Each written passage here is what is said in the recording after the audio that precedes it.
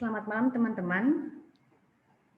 Terima kasih telah bergabung di Ngobrol 5x6 malam ini. Kita mengangkat tema tentang kesehatan mental, yang mana ini berkaitan dengan tanggal 10 Oktober nanti kita akan memperingati Hari Kesehatan Jiwa Sedunia. Nah, untuk malam ini kita sudah ada 6 pembicara, anak muda yang mempunyai inisiatif sosial keren-keren banget terkait kesehatan mental. Nah, tanpa berlama-lama, perkenalkan saya Karen dari Guari Galeri. Guari Galeri bersama Home Bookstore kita memang menginisiasi Ngobrol 5x6 dan kita merangkul teman-teman komunitas lokal untuk bisa berbagi tentang inisiatif mereka. Untuk Ngobrol 5x6 sudah berlalu, teman-teman bisa lihat di Facebook maupun YouTube Guari Galeri kalau ketinggalan diskusi yang lalu. Untuk pembicara pertama, aku mempersilahkan Mbak Imania Rizky Warida. Ya, halo Mbak. Ya, oke. Jadi Mbak Imania ini merupakan salah satu pendiri Pupuk Station. Jadi Pupuk Station adalah sebuah media yang menyajikan informasi seputar pemulihan dan pengembangan diri hingga gaya hidup holistik melalui konten inspiratif yang dikemas secara ringan, segar dan menyenangkan. Kalau teman-teman lihat Instagramnya Pupuk Station tuh sangat ngepop banget sih untuk menyajikan isu tentang kesehatan mental. Nah, nanti kita akan presentasi dulu sebelum berbicara dan kita akan buka tanya jawab di akhir presentasi. Jadi kalau teman-teman yang punya pertanyaan bisa langsung aja ketik di kolom chat. Oke. Jadi selama 5 menit Mbak Imaniar akan menceritakan tentang Pupuk Station. Silakan Mbak Imaniar.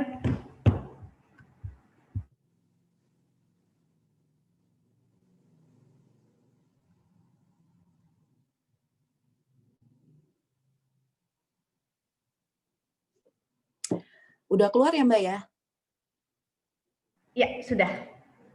Oke. Selamat malam semuanya. Perkenalkan, nama saya Imaniar. Saya sekarang tinggal di Bandung. Pupuk Station ini mungkin salah satu yang paling muda ya si lembaganya dibandingkan dengan teman-teman yang akan share pada hari ini. Jadi Pupuk Station ini baru berjalan 1 bulan dan kita sedang menginjak di bulan kedua. Jadi perkenalkan, pada malam hari ini saya akan fokus untuk mengenalkan Pupuk Station kepada teman-teman yang ada di sini semuanya. Semoga berkenan ya. Oke, ini adalah pertanyaan yang paling membekas di benak, kayak sebenarnya aku ini kenapa sih hari ini? Kenapa sih gitu? Misalnya kayak kenapa tiba-tiba aku bad mood? Kenapa tiba-tiba aku nangis sendiri? Kenapa tiba-tiba aku ini? Nah, berangkat dari sini itu sebetulnya ada sebuah masalah yang harus kita hadapi. Terlebih lagi 2020, sebuah tahun yang bukan kaleng-kaleng. Kita tahu semuanya ya masalahnya. Di awal tahun ada banjir.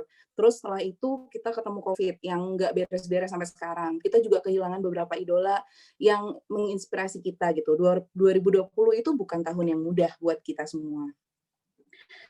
Jadi yang perlu kita lakukan sebetulnya apa gitu kan? Bertahan gitu. Nah, bertahan itu apa? Bertahan itu ya berjuang supaya tetap sehat secara jiwa dan raga. Kadang-kadang kalau sehat jiwa itu kayak inget terus gitu, tapi sehat raga tuh inget terus, tapi sehat jiwa tuh suka kadang-kadang lupa gitu dan disepelekan bagi beberapa orang. Padahal di tahun 2020 ini yang perlu kita lakukan ya salah satunya adalah bertahan dengan sehat secara jiwa, atau orang-orang tuh sekarang bilangnya #StaySane kayak gitu. Nah, akhirnya pada bulan Juli saya dan teman-teman melakukan emergency meeting. Sebetulnya ada 4 orang di sini yang terlibat, ada saya, terus habis itu ada juga 3 kawan saya, ada Tandi, ada Catia, dan juga ada DJ, dengan disponsori oleh Instagram, YouTube, Facebook, WhatsApp, alias internet. Kita di bulan Juli ini kita melakukan inisiasi untuk membuat sebuah media yang kita namakan sebagai Pupuk Station. Kenapa sih kita namainnya Pupuk Station gitu? Pupuk itu tuh artinya tuh memberi semangat. Mungkin teman-teman udah sering pakai ya, pupuk kayak, gue sedih banget nih, terus kayak nggak apa-apa pupuk gitu. Jadi pupuk itu memberi semangat, mendukung, memberi support kepada diri sendiri atau orang lain. Dan kami yakin setiap orang tuh punya caranya punya cara pupuknya masing-masing. Terus kenapa kita menggunakan station gitu? Karena sebetulnya kita tuh pengen semua orang yang ada di sini gitu merasakan bahwa pupuk itu adalah stasiun spesial, tempat audiens atau penumpang itu bisa menentukan arah tujuan, beristirahat sejenak, menikmati hidup atau merenung. Jadi sebetulnya pupuk station ini apa sih gitu? Nah, pupuk station itu adalah media yang menyajikan informasi, saran, dan tips tentang kecakapan emosional seperti self-healing culture, psikologi holistik, hingga personal growth journey buat masyarakat Indonesia. Tapi kontennya tuh segar, ringan, menyenangkan gitu. Dan satu lagi sebetulnya, pupuk itu kita nggak punya satu metode yang kita bawa sama terus gitu nggak. Jadi kita akan menyajikan banyak banget metode gitu karena kita yakin dalam banyak perjalanan pasti ada banyak jalan kan. Dan jalan-jalan dan kalau misalnya seseorang bertemu jalan buntu itu ya bukan saat berarti dia dunianya berakhir gitu, tapi dia mungkin belum ketemu jalan yang lain gitu. Dan Pupuk Station itu ingin menghadirkan, menginformasikan kepada banyak orang bahwa masih ada loh banyak jalan gitu yang mungkin belum kamu tempuh untuk melakukan pemulihan diri. Jadi ini wujudnya si Pupuk Station. Jadi teman-teman kalau berkenan silakan langsung follow kita. Namanya Pupuk Station dan emang grafisnya tuh kayak gini gitu. Kita nggak ada patokan satu warna, kita kan selalu pakai warna biru atau apa gitu. Kami benar-benar menyesuaikan tentang dengan konten yang ada. Nah, untuk kontennya akan saya jelaskan setelah ini. Jadi program yang pertama yang pengen saya share ke teman-teman itu ada namanya cerpen alias cerita penumpang gitu. Kami memanggil audiens dengan sebutan penumpang. Di cerpen itu sebetulnya kami ada narasumber, seorang sosok yang memiliki cerita yang sangat inspiratif. Dia ketemu jalan buntunya, terus dia ketemu jalan terangnya, seperti itu. Nah, di Pupuk Station sampai 1 bulan terakhir kami telah menerima 3 cerita penumpang cerpen. Ada cerita penumpang dari Catia. Catia itu, dia pernah mengalami anxiety, pernah kerja di startup dan kemudian mengalami anxiety berat gitu. Dan perjalanannya ada kita rangkum di IGTV Book Station, namanya Cerpen Cerita Penumpang. Ada juga Yasmin, seseorang yang bipolar dan dia juga menceritakan kayak the lowest point-nya dia sampai dia dimasukin ke rumah sakit jiwa dan segala macam gitu. Terus juga ada yang namanya Dini yang menyembuhkan dirinya dengan cara art terapi gitu. Ini adalah 3 sosok yang inspiratif yang tadi saya ceritakan, yang sampai saat ini Pupuk itu ada 3 cerpen ini. Kalau teman-teman pengen tahu ceritanya masing-masing ini, bisa langsung dilihat aja di IGTV Pupuk Station. Kami menyajikannya tuh bercanda gitu mohon loh. maaf, waktunya sudah habis 5 menit. Oke. Ya, nanti kita bisa lanjutkan lagi setelah semua Siap. presentasi teman-teman selesai. Ya, terima kasih banyak Siap. Mbak. Oke. Ya, kita lanjut lagi ke pembicara selanjutnya, Mas Komsin. Oke. Halo Mas Komsin. Ya, nah, selamat malam. Komsin ini aktif mengkampanyekan kepedulian terhadap penyintas gangguan jiwa lewat gerakan peduli gangguan jiwa yang bekerjasama dengan Posyandu Waluyo Jiwo Blitar. Melalui narasi positif, Mas Komsin turut mengusahakan kepedulian terhadap penyintas di sana dengan menampilkan karya-karya mereka. Mas Komsin, aku persilahkan untuk dalam 5 menit, silakan Mas. Ya, perkenalkan nama saya Komsin. Saya memulai gerakan ini dari tugas akhir di Institut Seni Indonesia Surakarta pada tahun 2018. Dan setelah lulus saya memutuskan untuk tetap melanjutkan kegiatan ini karena semakin berjalannya waktu, menurut saya ini patut untuk terus didukung. Yang pertama saya memperkenalkan dulu di Desa Bacem, yaitu berada di Kecamatan Ponggo, Kabupaten Blitar, Jawa Timur. Yang melatar belakangi yaitu minimnya pemahaman masyarakat terhadap penanganan penderita gangguan jiwa di Desa Bacem. Seperti kita ketahui di gambar itu adalah kasus pemasungan di Desa Bacem selama 15 tahun yang memasung seorang penderita gangguan jiwa namanya Pak Ukir. Di sana dipasung di belakang rumahnya dan diikat di pohon yang agak besar. Jadi setelah saya ke sana juga ternyata ada beberapa kasus lain selain kemasukan ini. Sebelum saya memulai, sudah sejak 2017 terdapat Posyandu Waliojiwo terdiri dari 6 orang relawan di bawah pemerintah Desa Mbacem. Program kerja sendiri fokus ke cek kesehatan rutin setiap bulannya, ditambahkan ada senam pagi dan lain-lain. Dari melihat kasus tadi, saya memberikan solusi merancang kampanye internal untuk menggalang kepedulian dan tanggung jawab terhadap masalah yang terjadi di Desa Mbacem itu sendiri. Jadi saya bikin campaign berupa poster-poster dan baliho di Desa Mbacem, dan juga ada kampanye internal untuk menggalang simpati melalui narasi positif dari kehidupan masyarakat gangguan jiwa. Jadi saya menceritakan kehidupan positifnya mereka. Berikut karya dari mereka, beberapa karya yang bisa dilihat. Ini sekitar 33 pasien dan semuanya penduduk di Desa Mbacem. Nah, berikut. Ini adalah campaign saya yang saya bikin dari hasil observasi kasus-kasus yang terjadi di sana. Yang pertama saya sampaikan, kesehatan mental sama pentingnya dengan kesehatan fisik. Sama halnya fisik, kesehatan mental juga perlu kita dukung. Yang kedua, kreativitas tak berbatas. Jadi kreativitas bisa dilakukan siapa saja, termasuk oleh mereka yang mengalami gangguan jiwa. Jadi ini untuk sebenarnya pesan untuk melawan stigma ya, lalu di campaign, lalu dikampanyekan sekarang ini. Beberapa dari mereka itu sedikit, ya nggak cuma di Desa Mbacem, mungkin di daerah lain juga mengalami hal tersebut. Poster ketiga, obat bukan solusi utama, karena saya menemukan kasus di sana itu beberapa orang yang keluarganya mengalami gangguan jiwa, pihak keluarganya hanya memberikan obat saja, setelah itu kayak seakan-akan tanggung jawabnya itu sudah selesai gitu. Jadi setelah dikasih obat, dia pergi atau apa, dia tidak terlalu diperhatikan.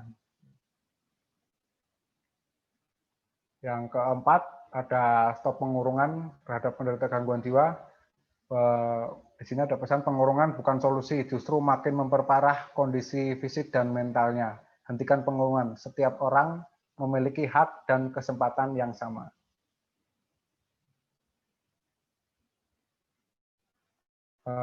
Ini saya ajakkan juga karena belum semua yang mengalami gangguan jiwa di Desa Mbacem terdaftar di Posyandu Waliojiwo. Jadi saya bikin campaign iklan mengajak bagi yang menderita gangguan jiwa bisa diantar ke Posyandu. Ada poster ke-6, stop cemoohan terhadap penderita gangguan jiwa. Cemoohan mengakibatkan mereka tertekan mentalnya. Hentikan cemoohan, mari saling menghargai dan menghormati. Nah, untuk kampanye eksternal seperti tadi saya sampaikan, saya menyampaikan narasi positif. Jadi di sini ada karyanya, sosoknya, sosok namanya dari dari riwayat hidupnya. Mas Komsin, di sini yang maaf banget waktunya sudah selesai, sudah 5 menit. Nanti kita akan lanjutkan lagi setelah semua presentasi teman-teman selesai. Oke. Iya. Terima kasih banyak Mas untuk cerita yang sangat menarik.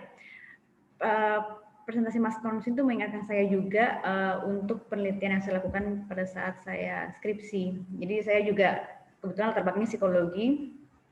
Jadi memang untuk penanganan orang dengan gangguan jiwa itu nggak hanya melalui obat, tapi memang secara holistik, secara psikologi, sosial, maupun spiritual. Oke, ini saya izin untuk berhentikan presentasinya, Mas Komsin. Lanjut kita ke pembicara selanjutnya. Oke, terima kasih Mas. Untuk pembicara ketiga, Mas Aksa, ya, Laksamana Saragih merupakan aktivis di Into the Light. Nah, Aksa akan menceritakan sebuah inisiatif dalam menumbuhkan kepedulian anak muda terhadap isu kesehatan jiwa dan pencegahan bunuh diri di Indonesia. Mas Aksa dipersilakan untuk berbagi tentang Into the Light. Oke, Mbak Sharon, terima kasih semuanya. Teman-teman, pertama saya mau ngucapin terima kasih dulu yang udah datang dan panitia bikin acara ini. Saya juga terima kasih bukan cuman hadir, selalu aktif untuk kesehatan mental. Mungkin kalau misalnya beberapa dari tadi itu lebih broad tentang mental health in general, mungkin saya akan menjelaskan khusus di mana komunitas saya ini Into the Light itu bergerak di bidang pencegahan bunuh diri. Jadi Into the Light itu tuh pertamanya dirintis itu Mei 2013. Pertama itu tuh sebenarnya bukan bentuk komunitas dan organisasi langsung, tapi pertama kali itu tuh sebenarnya kita bikin sebuah seminar tentang edukasi bunuh diri, dan ternyata bagus nih, ternyata emang masih jarang, dan ya udah dari situ sekalian aja dibikin organisasi dan komunitas berkembang sampai sekarang. Nah, kenapa bunuh diri itu juga kita tuh juga udah banyak risetnya dan segala macam.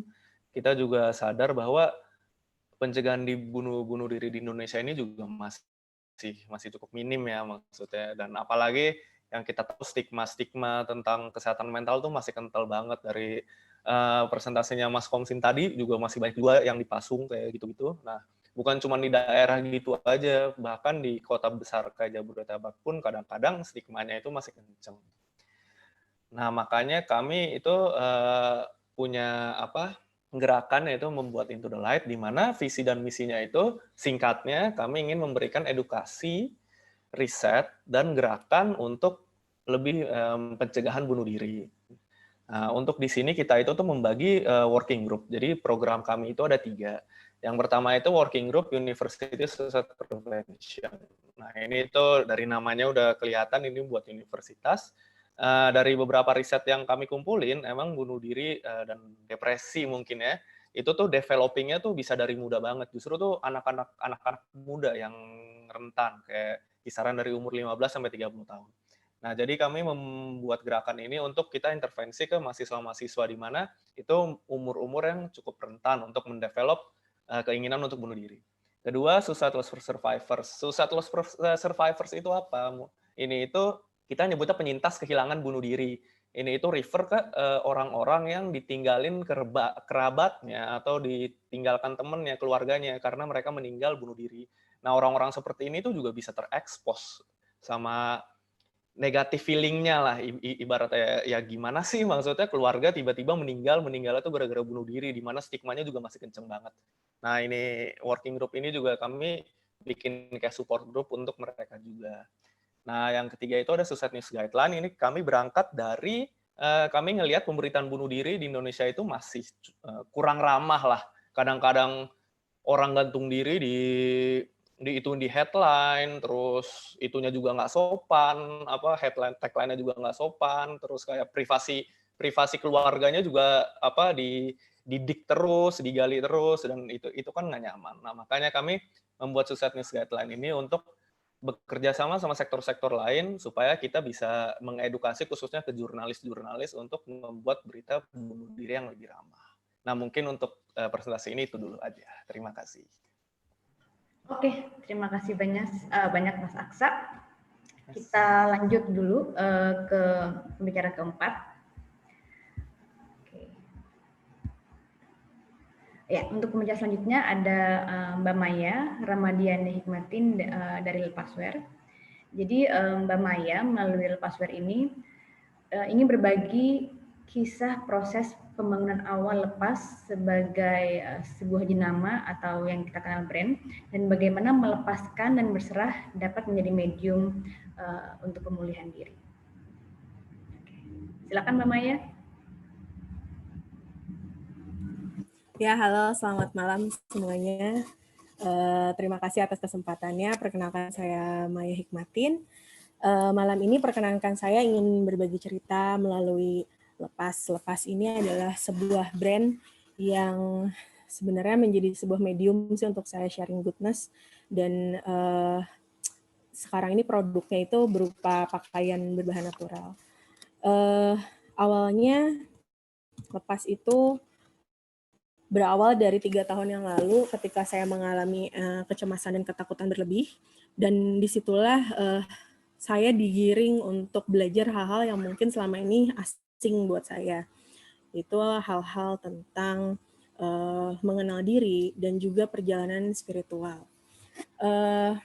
Melalui metode yang waktu itu saya pilih sebagai jalan pulih saya, yaitu self healing. Di situ saya belajar bahwa ternyata letting go, surrender, atau yang sering kita sebut juga melepaskan dan berserah, itu adalah salah satu obat pulih yang menurut saya sangat luar biasa sih. Dan di situ pula ada melepaskan dan surrender itu adalah akar dari lepas itu lahir. Jadi lepas itu hadir memang untuk menyampaikan lewat produk-produknya tentang pesan-pesan tentang melepaskan, tentang pandangan-pandangan hidup yang lebih baik, dan sebagai medium dan doa yang saya harapkan lewat yang mengikuti lepas itu lebih mudah untuk bisa melepaskan setiap hal-hal yang melekat mungkin di dirinya yang memang sudah saatnya untuk dilepaskan. Nah, malam ini saya mau sharing salah satu proses develop lepas yang menurut saya sangat bermakna dan luar biasa sih. Jadi ini adalah proses ketika saya membuat logo lepas. Jadi pada saat itu diputuskan bahwa logo lepas itu dibuat oleh handwriting, tangan saya sendiri dengan menggunakan tinta Cina pada saat itu. Tujuannya karena dirasa bahwa saya yang paling bisa memvisualisasikan makna lepas itu sendiri. Alih-alih bisa memvisualisasikannya, ternyata saya malah sebagai manusia dewasa banyak ketakutan-ketakutan yang muncul pada saat itu, yang lagi-lagi itu adalah isu saya memang gitu. Jadi cemas sama penilaian orang dan rasa pengen mengatur semuanya supaya lebih sempurna, itu yang saya sadari saat itu juga adalah cikal bakal kecemasan dan kepanikan. Nah, pada saat itu saya belajar banyak dari anak saya yang waktu itu mendampingi saya. Dia ikut coret-coret aja di sebelah saya dengan tinta Cina. Lalu dia menggambar gitu dengan jiwanya yang bebas, yang sangat antusias, yang justru dari dialah saya belajar bahwa kebebasan dan rasa antusias itu di mana kita malah bisa menerima ilham dengan lebih baik dan bisa berkarya dengan lebih baik. Nah, ini adalah lukisannya Malik yang waktu itu coret-coret bebas lepas di sebelah saya gitu, dan saya terkagum-kagum dan hampir ya terkejut sih gitu, maksudnya dari lukisannya yang asal gitu mungkin ya menurut orang dewasa, ternyata disitulah ada kata lepas yang selepas-lepasnya gitu.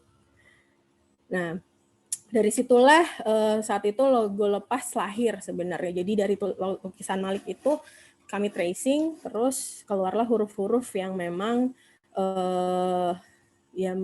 menyiratkan kata lepas itu, dan ini tuh sebagai hadiah sih buat saya, karena logo ini akhirnya punya makna yang lebih, punya value yang lebih, dan punya ceritanya sendiri gitu.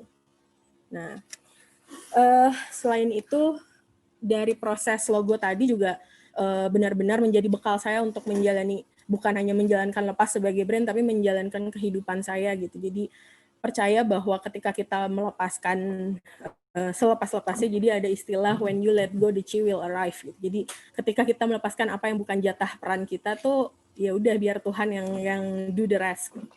Nah, di situ juga, di sini juga saya ini ada surat ini selalu saya bagikan dan saya tulis langsung kepada siapa yang membeli lepas. Dan di sini sebenarnya lebih banyak percakapan saya dengan diri saya sendiri gitu. Dan ini saya jadikan jurnal, dan saya berharap semoga karena saya yakin gitu pencerahan itu tuh pasti ada alasannya gitu. Jadi saya yakin pencerahan ini semoga bisa bermanfaat juga buat orang lain gitu. Jadi ya itu, lepas itu saya sangat berharap gitu, walaupun ini adalah hadiah buat saya, buat ternyata obat pulih saya gitu, tapi semoga ini juga bisa menjadi manfaat buat sesama. Terima kasih. Oke, makasih banyak Mbak Maya, waktunya tepat sekali, sudah 5 menit. Benar-benar menarik ya, apalagi terkait pengembangan logo lepas itu sendiri gitu. Bagaimana anaknya Mbak Maya itu bisa berkarya tanpa takut, sehingga ilhamnya pun ya bisa datang lebih baik lagi gitu. Dan saya melihat bahwa ya belajar untuk mendengar dirinya lebih lagi ya itu ilham itu datang dengan sendirinya gitu. Oke, nanti saya juga akan banyak pertanyaan juga untuk Mbak Maya. Kita lanjut dulu ke pembicara selanjutnya, yaitu Niputu Putri Puspita Ningrum dari bounceback.id. Jadi Putri ini, aku satu alma mater dengan Putri. Maksudnya satu alma mater tuh kita sama-sama aku pernah kerja di salah satu kantor psikologi, konselor psikologi di Bilangan Jakarta. Nah, Putri itu juga bekerja di sana. Tapi kita nggak ketemu, tapi kita saling kenal aja pada akhirnya lewat sosial media. Nah, Putri juga saat ini sedang studi S2 Magister Psikologi Klinis Anak di UI. Nah, sebagai pendiri Bounce Back Project, Putri akan berbagi tentang inisiatif sosial yang menjadi teman bagi siapapun yang ingin menjaga kesehatan mental dan bangkit untuk menghadapi tantangan. Putri dipersilahkan untuk berbagi tentang Bounce Back.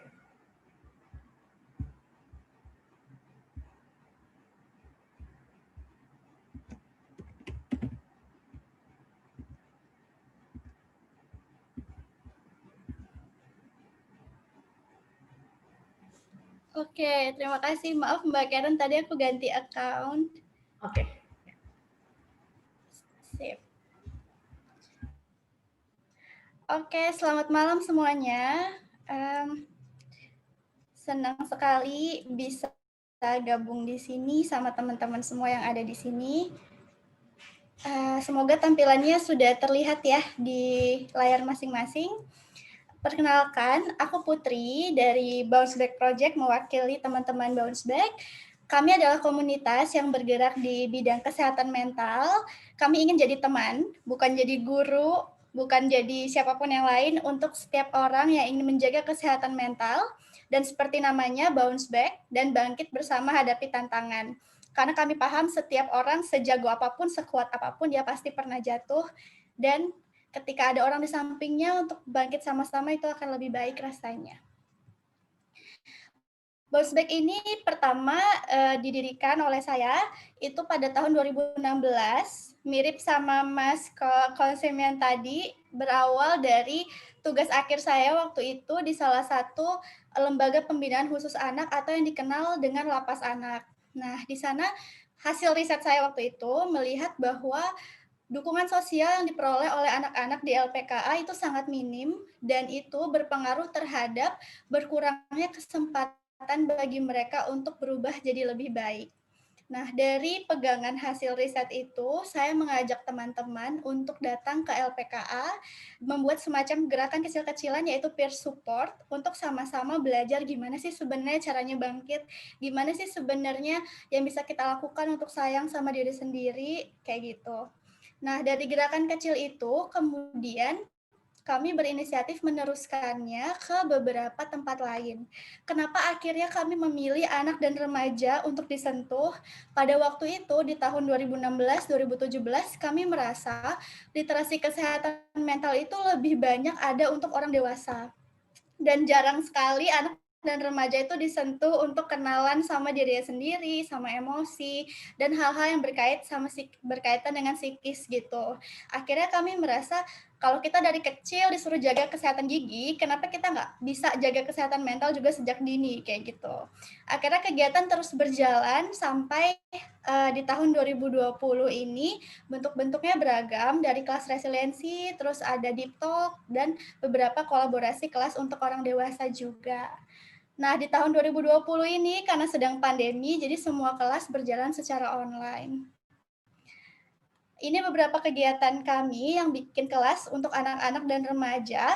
Dengan ini kami percaya bahwa setiap orang, seperti topik World Mental Health Day-nya tahun ini, Mental Health for All, bahwa setiap orang, termasuk anak dan remaja, itu juga bisa loh belajar tentang kesehatan mental, dan penting juga buat mereka kenal kesehatan mental sejak dini gitu. Ini beberapa kelas untuk orang dewasa. Biasanya kita bikin workshop atau deep talk dan seminar gitu. Nah, karena 2020 ini pandemi dan semua berjalan online, kami terhambat untuk membuat kegiatan bagi anak dan remaja karena terbatas. Untuk itulah konten kelas resiliensi itu kami kemas dalam sebuah buku cerita. Dan kemudian buku cerita itu kami cetak atas kebaikan hati teman-teman. Waktu itu kami bikin campaign untuk ngumpulin donasi, dan buku itu udah dibagi ke beberapa provinsi di Indonesia dari Sumatera sampai Papua. Di dalam buku itu ada beberapa notes untuk anak-anak selain cerita gimana sih caranya tetap tenang selama pandemi gitu. Untuk next, sebentar lagi kita mau ngerayain Hari Kesehatan Mental Sedunia, dan di sini kami juga mengundang teman-teman kalau mau kolaborasi. Ada beberapa kegiatan yang akan kami lakukan seperti yang ada di layar ini, dan masih open banget untuk semua yang mau kolaborasi sama Bounce Back. Oke, itu aja dari saya memperkenalkan Bounce Back. Nanti kita bisa chit-chat lagi lewat Instagram atau email Bounce Back. Terima kasih. Terima kasih banyak Putri. Kita lanjut lagi ke pembicara terakhir, Mas Wilman Hermana atau Mas Oman dari Semata Galeri. Jadi sebagai seorang artis, Mas Wilman mendirikan Semata Galeri sebagai tempat belajar seni dengan eksperimen kreatif yang membantu publik mengeksplorasi perasaan dan pembentukan karakter. Jadi seni tidak hanya dilihat sebagai karya seni koleksi, tetapi juga sebagai pengembangan kreativitas dan cara berpikir yang inovatif, serta membangun kesadaran sosial. Oke. Mas Oman, silahkan untuk membagikan presentasi dan ceritanya.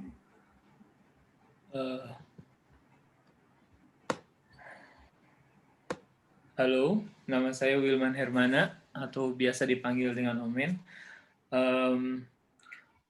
Sebelum coba presentasi, saya mau nyapa dulu Maya ya. Maya ini adalah salah satu mahasiswa saya di salah satu universitas swasta di Bandung ya, Mai. Halo, saya juga... halo Pak. Bapak. Nah, justru ada kaitannya dengan ini, karena Semata lahir Semata lahir itu dari rasa keprihatinan saya ketika saya mengajar di salah satu kampus, karena ketika ngajar tuh setiap tahun berulang, si mahasiswa tidak bisa diajak untuk berdiskusi secara dua arah. Jadi mahasiswa hanya menerima apa yang dikatakan oleh dosen, habis itu dia telan bulat-bulat. Padahal kan sebenarnya komunikasi dua arah itu adalah penting ya gitu. Nah, dari sini saya mulai melihat bahwa tidak ada kepercayaan diri di setiap mahasiswa. Karena mereka ibaratnya mereka sudah besar, tapi mereka justru punya rasa ketakutan untuk mengungkapkan atau mengkomunikasikan kesulitan tugas yang dia hadapi, kayak gitu. Nah, berangkat dari sana, terus kemudian saya mencoba untuk menelaah lebih jauh lagi, sampai akhirnya masuk ke dunia anak-anak. Dari dunia anak-anak kemudian terciptalah Semata Galeri.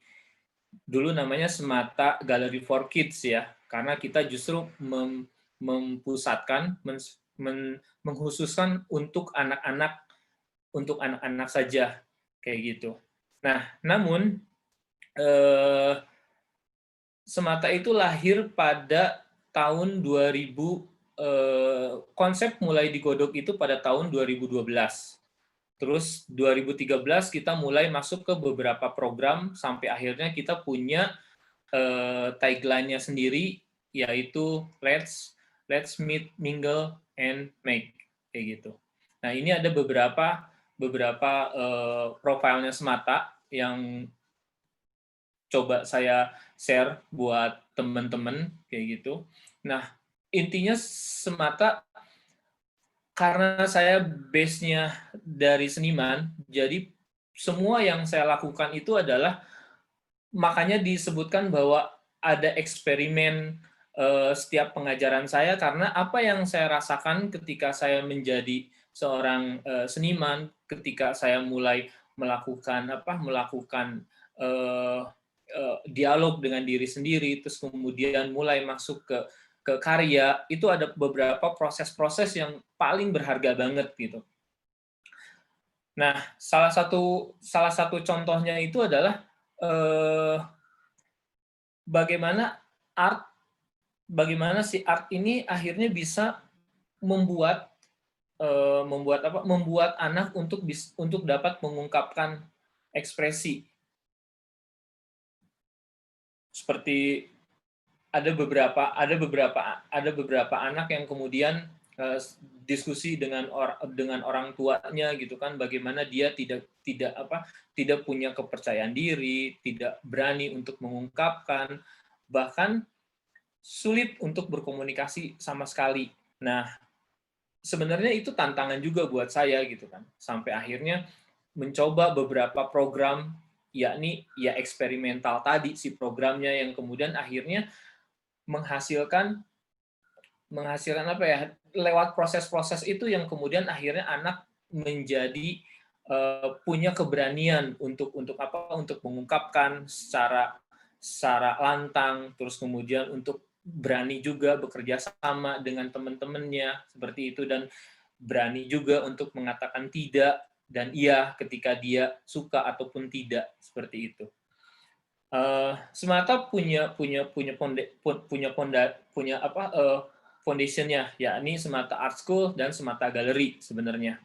Nah, di Semata Art School kita justru mengajak anak untuk benar-benar lebih eksploratif, dari hal apapun. Kita coba untuk bawa anak-anak ke galeri, terus kemudian berjumpa dengan seniman, terus agar pengalaman itu yang kemudian buat anak berharga banget ketika dia tumbuh. Dia melihat suasana studio seniman itu seperti apa, prosesnya sebelum menghasilkan sebuah lukisan, prosesnya panjang banget. Anak juga melihat akhirnya proses-proses dan akhirnya menghargai proses yang dia alami itu merupakan perjalanan yang akhirnya membuat si anak makin, ibaratnya makin apa ya, makin merasa oh ini loh yang saya cari itu gitu kan, sampai akhirnya dia menemukan kesukaan yang dia lakukan kayak gitu. Mas Wilman, mohon maaf sekali waktunya sudah habis. Oke. Nanti kita lanjut lagi di tanya jawab. Oke, teman-teman yang punya pertanyaan bisa langsung ketik aja di kolom chat. Nanti kita akan bacakan satu-satu. Nah, kita bisa balik lagi ke awal, ke Pupuk Station. Kepada Mbak Imaniar. Oke. Aku ada pertanyaan. Nah, tadi kan ada 4 pendiri gitu ya. Aku pengen tahu sih bagaimana latar belakang masing-masing pendiri ini sampai akhirnya bisa menginisiasi Pupuk Station ini. Oke. Makasih Mbak pertanyaannya. Jadi Pupuk Station itu sebetulnya kita awalnya tuh orang 4 ini tuh temen satu sama lain tuh saling berteman, tapi kita berempat sendiri tuh misalnya kayak aku tuh ada yang belum kenal gitu. Gimana yang kenal ngomongnya? Jadi kayak kita tuh dihubungkan oleh satu orang ini adalah nama temen aku namanya Tandi. Jadi Tandi ini adalah teman semuanya. Jadi pas bikin Pupuk Station itu aku belum kenal sama DJ gitu. Aku belum kenal sama salah seorang founder lainnya gitu. Dan sebetulnya itu basicnya adalah Tandi, DJ dan Catia itu adalah teman meditasi. Kayak gitu. Jadi mereka adalah teman meditasi di salah satu lembaga. Jadi mereka bertiga itu meditasi bersama, sedangkan saya itu adalah teman kuliahnya si Tandi ini. Nah, mungkin saya pengen cerita dikit tentang background saya kali ya, gitu. Jadi saya tuh orang yang kata orang-orang tuh optimis banget, terus kata orang itu saya tuh gampang banget ngobrol-ngobrol dan segala macam gitu. Saya kayaknya nggak pernah depresi dan segala macam gitu. Tapi semuanya berubah di tahun 2019. Di tahun 2019 saya mengalami sebuah titik rendah yang saya nggak nyangka saya menghadapi itu gitu. Sampai di titik dimana saya itu kayak merasa masuk, ini pernyataan teman saya, tapi saya merasakan itu juga gitu. Saya merasakan masuk ke sebuah lubang yang saya nggak tahu ada jalan terangnya atau enggak gitu. Saya benar-benar nggak punya, saya bahkan sampai nggak sedih gitu. Jadi sedih juga enggak gitu. Jadi kayak benar-benar nangis tuh nggak ada alasannya gitu. Seperti yang tadi saya ungkapkan di apa sih namanya, di presentasi yang pertama, sebenarnya saya ini kenapa sih gitu. Itu adalah hal yang terjadi di tahun 2019 gitu. Saya tiba-tiba nggak mood ngapa-ngapain, terus habis itu saya nggak bisa happy, nggak bisa seneng, terus habis itu nangis tuh tiba-tiba dan segala macam gitu. Sampai akhirnya saya merasa nggak berharga gitu. Maksudnya apa yang membuat saya ini berharga? Pokoknya intinya saya mengalami kejadian itulah, intinya seperti itu. Terus sampai akhirnya ada seorang dosen saya yang psikolog itu ngedeketin saya karena dia tahu ini anak nggak beres nih kayaknya gitu. Jadi saya tuh sekarang jadi asisten dosen di salah satu universitas. Terus saya tuh jadi asisten beliau gitu. Terus beliau tuh kayaknya kayak ini orang nggak bener nih gitu. Akhirnya saya dideketin dan akhirnya saya dikasih apa sih namanya, dikasih solusi-solusi lah akhirnya gitu sama beliau gitu, tanpa saya perlu ke psikolog langsung, tapi psikolognya malah yang approach saya karena saya tuh nggak apa sih namanya, saya nggak tahu saya kenapa dan segala macam gitu. Cuman di satu sisi saya itu sering gitu loh ngelihat retweetan teman gitu, ngelihat sharean teman gitu tentang kalau misalnya mengalami gejala-gejala depresi itu apa sih yang harus dilakukan. Nah, yang saya ingat tuh satu-satunya yang saya ingat itu adalah titip diri ke orang lain gitu. Titip Jadi di orang lain. iya, menitipkan diri ke orang lain gitu. Jadi jangan sendirian gitu. Udah titipin diri aja ke sana kemari gitu. Nah, itu yang saya lakukan gitu. Jadi kalau ada orang yang approach ke saya udah punya image kayak gitu. Saya udah punya mindset kalau saya nggak boleh menutup diri, sehingga pas dosen saya ini approach saya terbuka gitu. Karena saya punya image itu gitu loh. Punya alam bawah sadar seperti itu yang dihasilkan dari share-sharean sederhana yang ada di internet gitu. Nah, saya mikir berapa orang sih yang bisa saya jaga gitu. Berapa orang yang bisa saya jaga satu-satu kan nggak mungkin. Makanya kami berempat ini tujuannya bikin account karena kami ingin nge-reach orang yang lebih banyak karena tangan kami tuh cuma sedikit tapi internet bisa me-reach itu gitu. Jadi kami tuh pengen jadi kayak pintu gerbang gitu supaya orang-orang ini itu mau orang-orang yang nggak tahu kalau mereka tuh ternyata mengalami masalah mental itu tuh bisa kering sama orang-orang yang ahli gitu. Jadi makanya Pupuk Station ini tuh tone-nya ringan banget, simple banget gitu. Karena kita tuh berusaha untuk nge-reach orang-orang yang sebetulnya tuh nggak mau gitu follow account gitu. Saya tanya kan, kamu follow account nggak? Enggak gitu. Kenapa? Enggak, meromantisasi sakit mental. Tapi kan lu nggak tahu kalau suatu hari lu kenapa-napa kan. Jadi kayak kita akhirnya berusaha untuk jadi jalan itunya Mbak, jalan tengahnya, gitu, jadi bridging-nya gitu.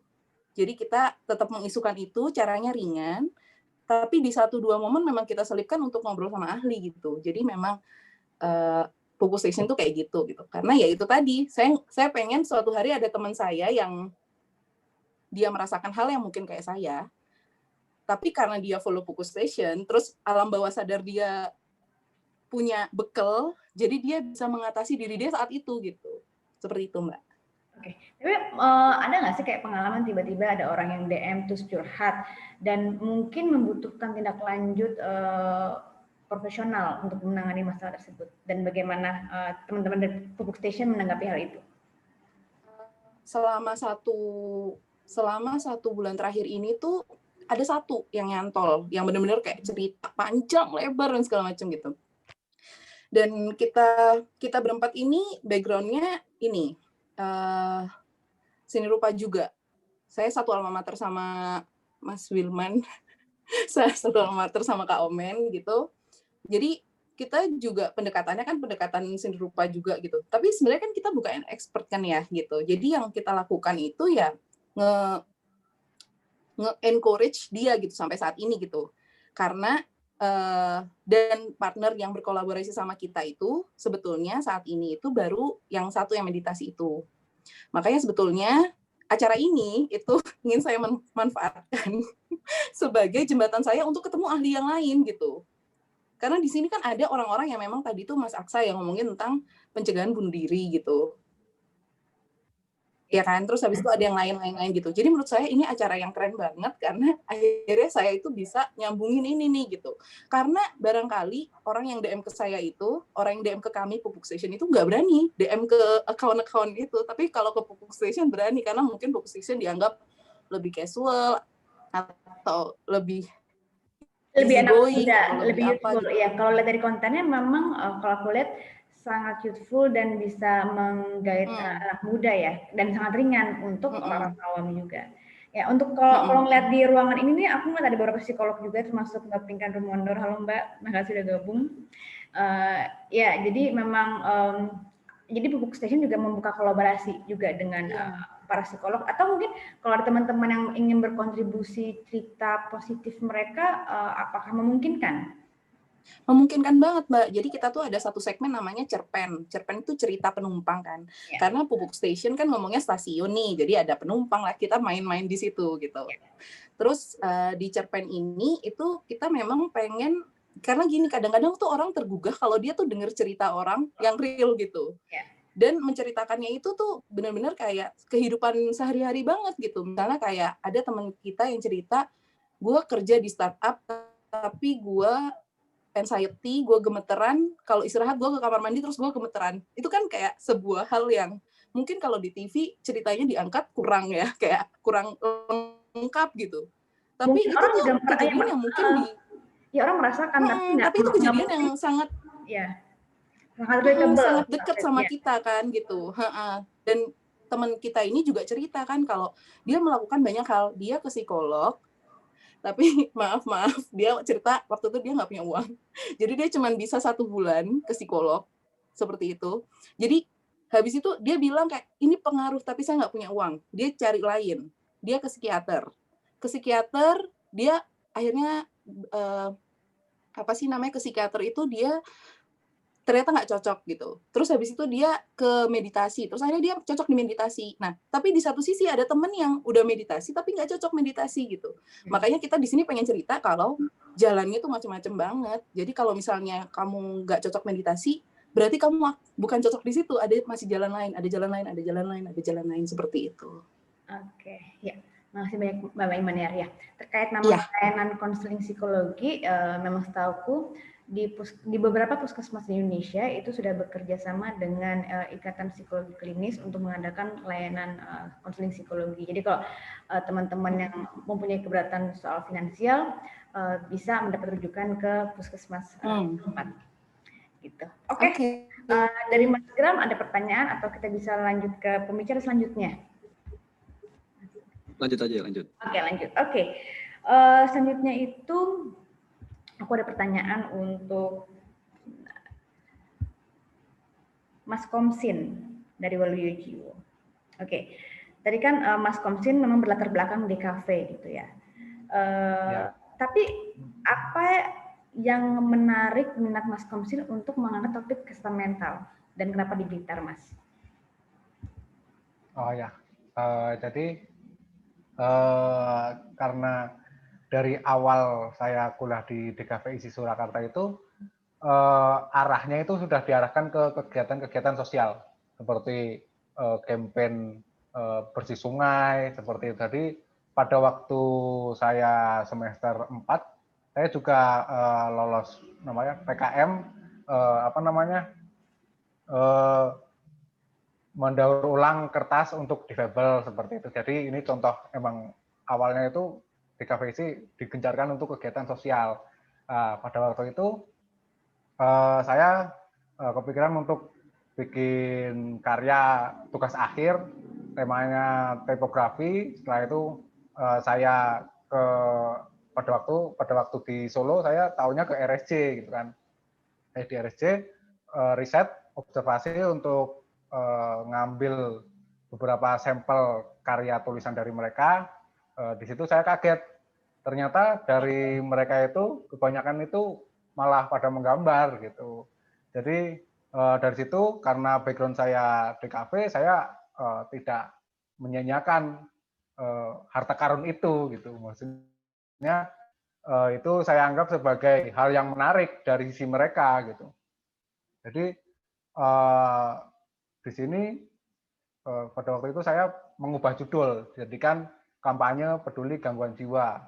Jadi saya mengangkat narasi-narasi positif dari mereka karena begini, ada satu kasus, contohnya ada masyarakat gangguan jiwa yang hobinya mencoret-coret tembok. Di masyarakat kan dianggapnya, oh dia pancen orang seperti itu kan, pokoknya negatif. Tapi bagi kita anak seni, itu kreatif gitu. Dia mencoret-coret tembok, bahkan dia mencoret-coret di jalan, itu kan sesuatu hal yang positif. Nah, dari sudut itulah saya angkat. Saya karya-karyanya, saya ada yang saya foto, saya ajak mereka menggambar karya yang saya scan gitu. Jadi saya jadikan sebagai merchandise yang hasilnya saya di sini 50-50. Jadi saya untuk menghindari dari apa namanya kesannya kalau itu karya mereka saya jual dengan merchandise itu kan eksploitasi. Tapi di sini saya 50-50 dari hasil keuntungan 50% buat operasional saya dan 50% untuk posyandu seperti itu. Mungkin boleh saya tampilkan video 60 detik beberapa kegiatan dari mereka ya. Oke, siap Mas. Bentar.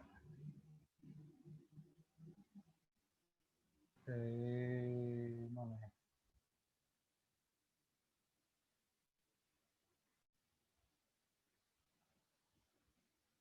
Nah, ini.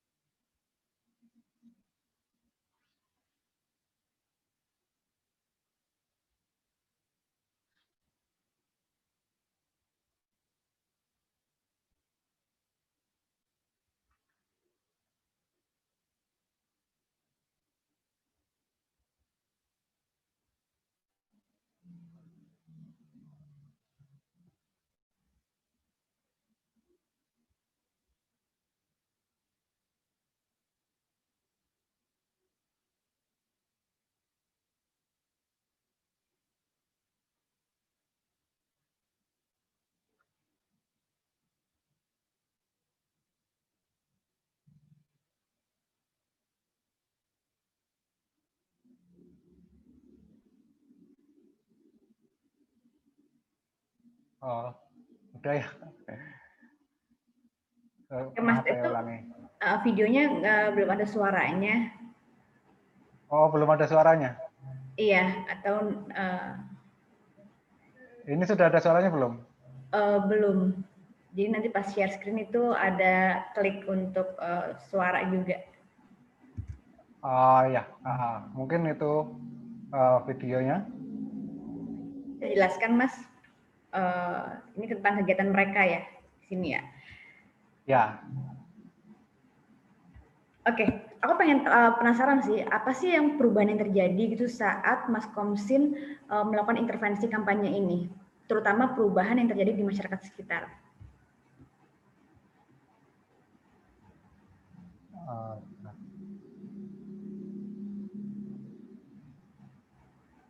Iya, jadi setelah saya mengajak mereka menggambar kan, saya juga mengadakan pameran-pameran di sana. Bentar, saya kehilangan screen saya. Oh ya, jadi saya juga mengadakan pameran di Posyandu karena di sana kan ada kegiatan 1 bulan sekali. Saya pertama kali menampilkan juga antusias dari beberapa masyarakat mungkin agak kaget bahwa saya menampilkan beberapa merchandise seperti kaos, terus tas gitu kan. Itu benar-benar murni hasil karya mereka. Saya ajak mereka menggambar itu, hasil karyanya saya scan, dan saya sablon. Posisi sablon waktu itu saya di Solo. Saya sablon, saya berangkat ke Blitar, saya pamerkan di Balai Desa Mbacem tersebut. Nah, di situ kan beberapa masyarakat datang untuk melihat, bahkan langsung membeli merchandise tersebut. Dan mereka ada yang tanya, lah ini gambar siapa? Ini gambar dari si A, bahwa dia yang mengalami gangguan jiwa tersebut. Nah, masyarakat kan responnya menjadi, wah kok bisa ya dia gambar seperti ini, seperti itu. Jadi melalui itulah tujuan saya bahwa kreativitas bisa dilakukan siapa saja, termasuk oleh mereka. Nah, itu pesan saya dengan melalui merchandise yang dipamerkan tersebut. Mungkin seperti itu. Tadi yang Mas Komsin juga menceritakan pengalaman menarik ketika awal pengen melakukan penelitian ya Mas. Kan awal pengen tipografi kan. Ya. Ternyata ketika mereka diminta Ya. untuk menuliskan sesuatu, ternyata mereka menggambar gitu. Nah, itu tuh mengingatkan kepada pengalaman personal saya sendiri sih. Misalnya waktu awal saya bukan tipe orang yang bisa mengungkapkan emosi atau perasaan melalui verbal gitu. Jadi non-verbal itulah alat ekspresi saya gitu, melalui foto. Dan waktu kecil memang saya suka gambar gitu. Nah, begitu juga dengan para orang dengan gangguan jiwa gitu yang Mas Komsin temui gitu. Mereka lebih bisa mengekspresikan diri atau mengaktualisasikan diri dengan cara nonverbal. Nah, itu menarik. Oke, Mas Gram ada pertanyaan untuk Mas Komsin? Ya, halo. Malam Mas Komsin. Ya, selamat malam Mas Gram. Mungkin saya cuman tadi menarik sih pembahasannya tentang orang gangguan jiwa. Jadi itu saya pikir yang dilakukan Mas Komsin sangat bagus dan perlu disupport juga sih oleh mungkin dari dinas terkait atau dari teman-teman yang memang concern terhadap orang-orang seperti mereka gitu. Mungkin saya cuman mau ini aja sih, mau ngasih quotes dari Mbak Sari Sarce dari vokalisnya White Shoes and the Couples Company. Kata dia, karena menurut saya batas antara kegilaan dan kreatif itu tipis, katanya Mas. Oh. Nah itu tadi itu mungkin selaras tadi yang yang Mas Khosim sampaikan bahwa ketika mereka berekspresi menggambar itu justru kreativitas di situ ya Mas Yadi ya? Ya, saya melihatnya dari sudut pandang kreatifnya. Kalau orang lain kan melihat sudut pandangnya dari perbedaan tingkah lakunya. Walaupun sama-sama mereka menggambar di jalan seperti itu. Betul. Jadi saya pikir memang ya itu tadi benar mungkin yang quotes-nya dari Mbak Sari Sarce sama yang tadi Mas Honsim sampaikan tuh mungkin ada benarnya juga seperti itu. Itu aja sih. Mungkin saya mau namain itu aja sih Mbak. Ini hal ini juga mengingatkan saya sih sama salah satu artis ternama dari Jepang namanya Yayoi Kusama. Jadi memang dia sendiri itu sejak kecil mengalami gangguan mental gitu. Dan gangguan yang dihadapinya itu membuat alam sadarnya penuh halusinasi. Nah, melalui seni dia itu mulai merekam halusinasi-halusinasi yang ada di dirinya gitu. Dan itu menjadi terapi bagi kondisi mentalnya. Dan kalau di dunia psikologi ada namanya terapi seni gitu, menggunakan seni sebagai untuk self healing. Oke, next kita langsung ke Mas Aksa, Into the Light. Mas Aksa, aku ada pertanyaan. Ya, kan memang di Into the Light itu banyak melakukan riset-riset tentang suicidal thought ya. Dan khusus pada anak-anak muda. Tadi Mas Aksa bilang bahwa banyak banget anak muda yang mempunyai pikiran bunuh diri dan depresi gitu. Sebenarnya apa sih faktor utama pemicu suicidal thought itu? Kalau dari riset yang dilakukan oleh Into the Light. Oke, sebelum lanjut saya ngelihat ada Kak Pinkan di sini. Saya mau bilang salam dulu. Mungkin udah lupa, tapi dulu saya mahasiswanya Kak Pinkan. Beliau dosen saya. Jadi selamat malam Kak. Oke, nah buat faktor utama ya. Jadi begini, mungkin hal-hal, ya sebenarnya nggak salah sih nanya tentang faktor utama. Cuman sering banget kita dapat pertanyaan kayak gini. Hal-hal yang patut banget diluruskan adalah bunuh diri nggak pernah punya faktor utama. Bunuh diri itu adalah sebuah kejadian, sebuah fenomena, sebuah perilaku yang itu adalah puncak dari banyak banget faktor sehingga dia makin lama makin stack dan orang itu udah hopeless, orang itu udah menyerah, sudah depresif, akhirnya dia ya unfortunately melakukan perilaku bunuh diri. Nah, ini juga nih yang kami banyak banget kampanyekan adalah tentang ini. Soalnya kan kalau misalnya kita lihat berita gitu, misalnya kan kadang-kadang suka ada diputusin pacarnya, pria ini selingkuh, diselingkuhin pacarnya, pria ini gantung diri gitu kan, itu kan sebenarnya nggak benar. Mungkin kayak yes, diselingkuhin pacarnya itu mungkin adalah sebuah faktor. Cuman di balik itu ada banyak banget. Mungkin emang keadaan finansialnya lagi buruk, mungkin emang keadaan dia sama keluarganya lagi tidak harmonis gitu, dan itu semua tuh nyatu gitu. Itu semua nyatu dan akhirnya dia udah merasa menyerah, merasa kayak hopeless lah, dan akhirnya ya udahlah, mungkin mending saya akhiri sekarang aja. Gitu sih. Jadi bunuh diri itu adalah fenomena yang sangat kompleks gitu, dan nggak bisa kita cuman bilang gara-gara A maka dia bunuh diri. Enggak, pasti gara-gara A, B, C, D, E, F, G, A, sampai Z, sampai alfabet apaan, nah itu baru dia bunuh diri. Begitu. Oke, makasih. Mbak Pina berkata inget Aksa. Oh, kalau ya inget. Alhamdulillah deh, halo Kak. Nanti Mbak Pina mungkin di akhir acara bisa ini kali ya, kasih sebagai seorang psikolog ya, melihat acara kali ini dan mungkin mempunyai pesan terkait kesehatan mental untuk teman-teman di sini. Nanti silahkan di akhir acara. Oke. Untuk kalau teman-teman yang ingin melakukan layanan konseling, apakah Into the Life juga membuka itu? Nah, jadi itu ada sejarahnya sebenarnya. Dulu tuh kita itu tuh buka sebenarnya bukan layanan konseling profesional ya, lebih kayak pendampingan ya, pendampingan. Mungkin tadi Mbak Iman udah sempat cerita di mana orang-orang banyak nge-DM Pupuk Station. Nah, dulu tuh kita buka hal yang mirip itu kayak lewat email. Jadi nanti ada kayak template-nya sudah kita kasih, nanti orang cerita lewat email terus dikirim ke kita. Nah, tapi itu ternyata efeknya tuh orang influx emailnya tuh di luar itu kami banget, jujur kayak banyak banget, dan sampai ya anggota kami semuanya overwhelmed gitu. Apalagi kan kami kan bukan, maksudnya walaupun kami aktivis ya, tapi kami kan bukan profesional dan kami juga nggak kerja 9 to 5 di sini gitu kan. Jadi dengan sangat sayang waktu itu kita tutup bimbingan pendamping konseling itu. Jadi karena banyak banget demand-nya dan kami nggak kuat ya, jadi ditutup. Tapi di satu sisi itu juga bikin kita agak sedih sih, soalnya kayak ada banyak banget sebenarnya orang yang butuh bantuan gitu, tapi kayak nggak tahu mau kemana gitu loh. Jadi saya juga mau berterima kasih banget nih sama teman-teman yang udah hadir dan teman-teman yang tadi presentasi juga lewat kampanye-kampanye masing-masing itu udah ngebantu masyarakat kita lah, dan itu benar-benar ngebantu banget buat orang-orang yang emang dibutuhin. Iya, sepakat banget sih Mas. Maksudnya untuk pekerjaan mengkampanyekan tentang kesehatan mental itu bukan pekerjaan hanya psikolog atau psikiater, tapi ini pekerjaan bersama gitu. Dan yang kita tahu juga untuk tenaga psikolog dan psikiater di Indonesia itu sangat jumlahnya sangat sedikit sekali berbanding berbalik banyak dengan kayak nggak sesuai dengan jumlah yang harus ditangani di Indonesia gitu.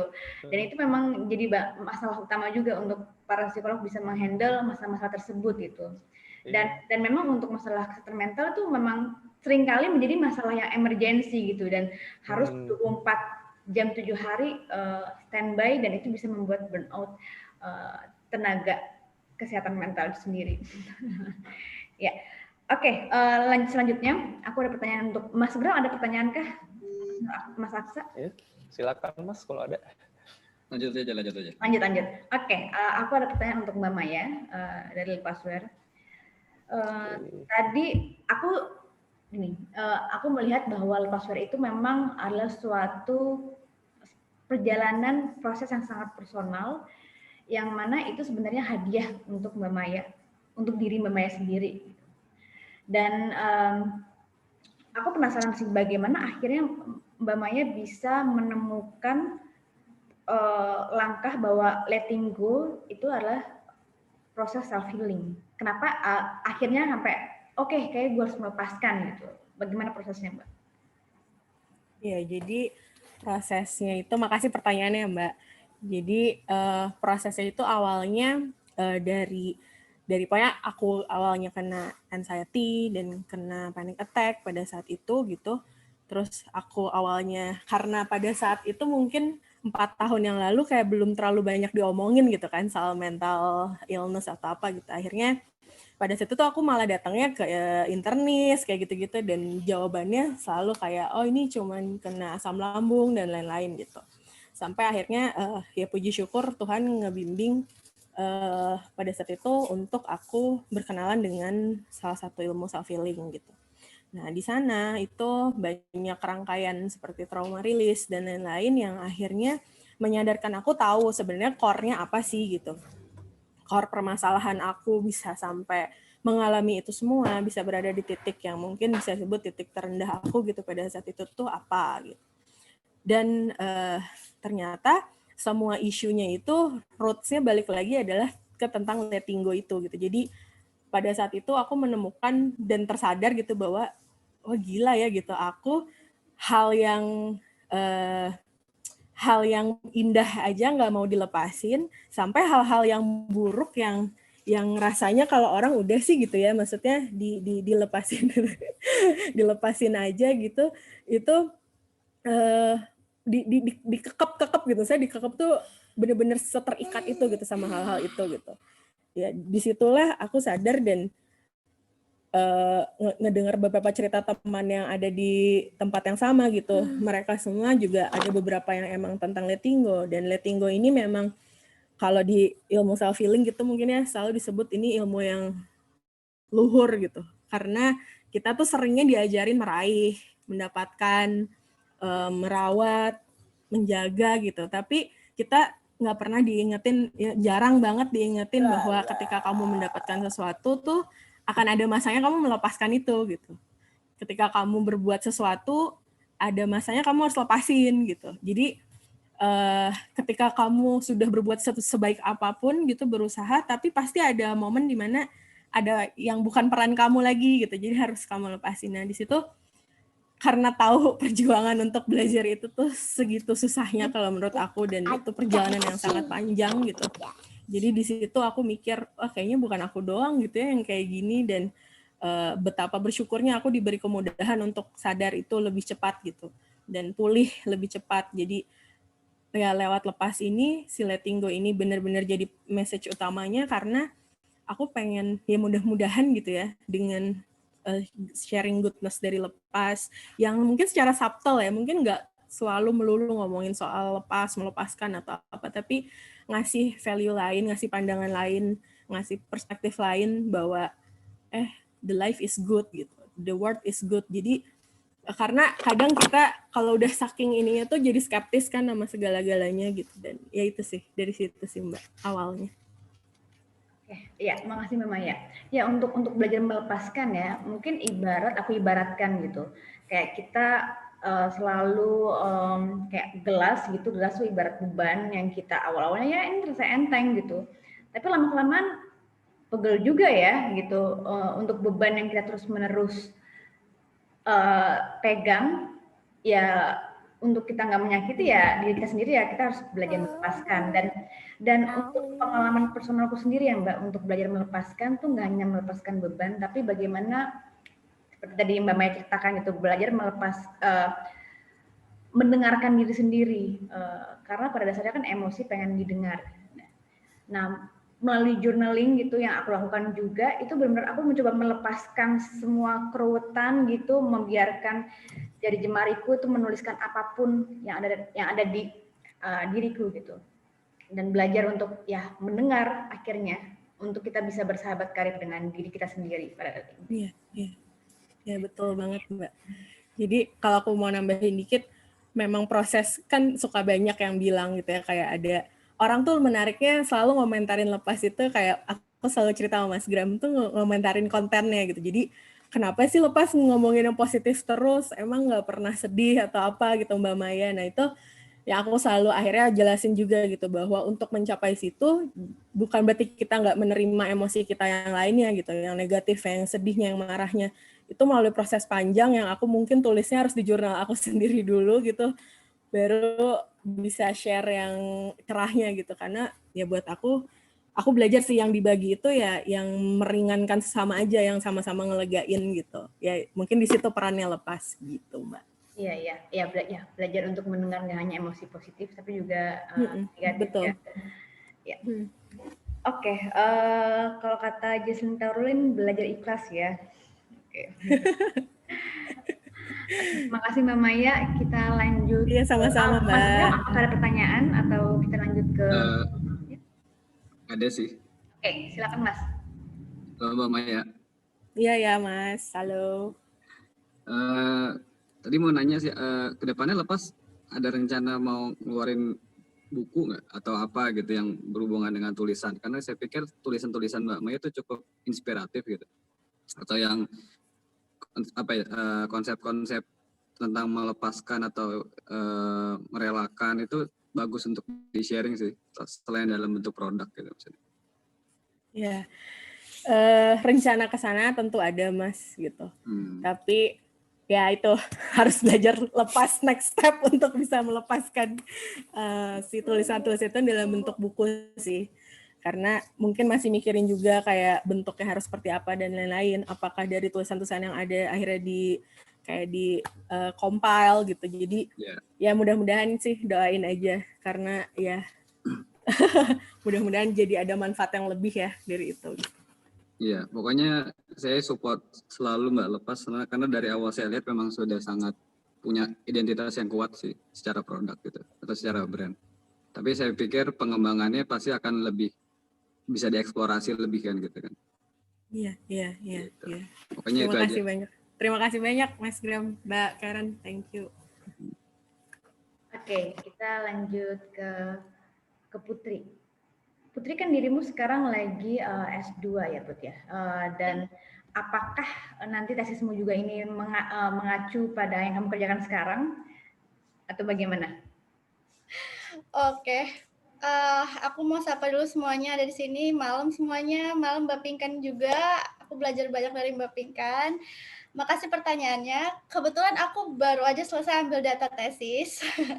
Dan tesis aku bener banget kata Mbak Karen. Jadi tesis aku tentang gimana sih memberikan intervensi di masa pandemi untuk remaja melalui media online. Jadi aku bikin apps namanya Bounce Back untuk remaja. Dan itu dites selama 2 minggu, dipakai buat remaja. Apakah apps itu bisa menurunkan tingkat stresnya dia gitu. Jadi kalau ditanya terkait ini ya jawabannya ya terkait sama apa yang udah aku kerjakan di Bounce Back selama ini gitu Mbak. Oke, juga terkait pertanyaan apakah juga teman-teman yang akhirnya mend-DM langsung Bounce Back dan apakah Bounce Back juga menerima layanan konseling untuk teman-teman remaja? Kalau sampai saat ini kami belum menerima layanan konseling karena di dalam Bounce Back sendiri belum ada psikolog, tinggal saya dan teman-teman yang ada itu yang lagi kuliah ambil profesi psikolog. Jadi selama bisa peer support, kami coba kasih peer support dulu melalui DM. Kalau misalnya udah nggak bisa, kami bantu cari rekomendasi tempat di sekitar dia. Jadi kita tanya dulu tinggal di kota mana, terus aksesnya seperti apa, kayak gitu. Atau kami undang untuk ikut sesi deep talk. Jadi Bounce Back itu punya semacam grup counseling sebulan sekali untuk topik-topik tertentu dan itu biasanya di-lead sama psikolog gitu. Jadi yang mana yang paling bisa untuk membantu dia nanti kami kasih beberapa pilihan gitu sih Mbak biasanya di Bounce Back. Oke. Kan kamu calon psikolog nanti pada akhirnya ya. Oke, jadi nanti kalau teman-teman yang pengen tahu lebih lanjut tuh ada bounceback.id di Instagram juga. Memang kalau lihat di sini banyak banget konten-konten tentang suicidal thought, tentang kontrol diri yang baik, dan memang ini targetnya ke remaja ya kalau aku lihat, kalau dari konten-kontennya juga. Tapi nggak menutup kemungkinan bahwa orang dewasa juga mendapatkan pelatihan itu sendiri. Tadi aku lihat kayak ada foto Ibu Ika deh. Kita pernah bikin self-care workshop sama Bu Ika waktu itu. Oke, jadi Bu Kia juga ada salah satu psikolog di tempat kita pernah bekerja. Ya. Mas Gram, apakah ada pertanyaan untuk Putri?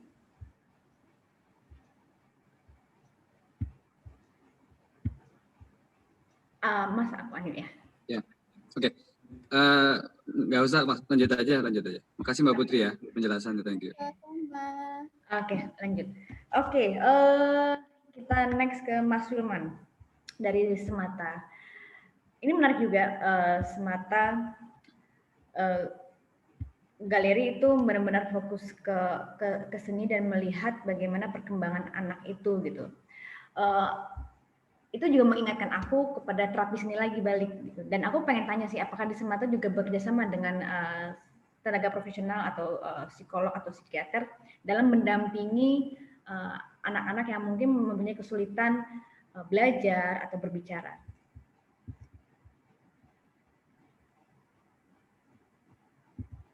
Halo. Yes. Halo.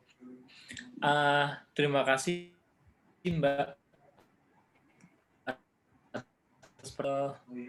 Kita belum bekerja sama dengan psikolog.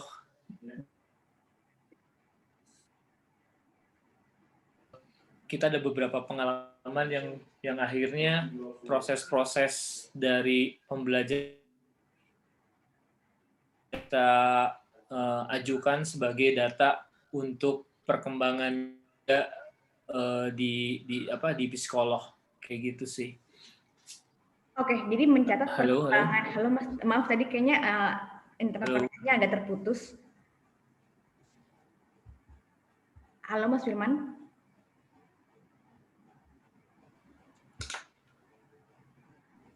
Iya Mbak. Ya, oke. Jadi memang di Semata ini mencatat perkembangan anak itu sendiri ya, dari kesulitan belajar atau berbicara ataupun mempunyai kesulitan lainnya. Dan record ini pun nantinya akan menjadi sebagai referensi untuk psikolog yang menangani anak itu ya. Iya betul. Jadi buat sebagai proses pencatatan pembelajaran kita. Jadi foto tentang kegiatannya, terus kemudian sasarannya apa segala macam, sampai akhirnya si foto itu yang kemudian jadi data-data yang buat diajuin ke psikolog. Oke. Tadi juga Mas Firman Tadi Mas Firman juga menyebutkan saat banyak mahasiswi yang mempunyai ketakutan dalam berkarya gitu. Dan bagaimana sebenarnya melalui seni ini mereka belajar untuk berani mengekspresikan diri. Tadi anak-anak ini ya, untuk belajar melepaskan ketakutan dan belajar berani mengekspresikan diri melalui seni.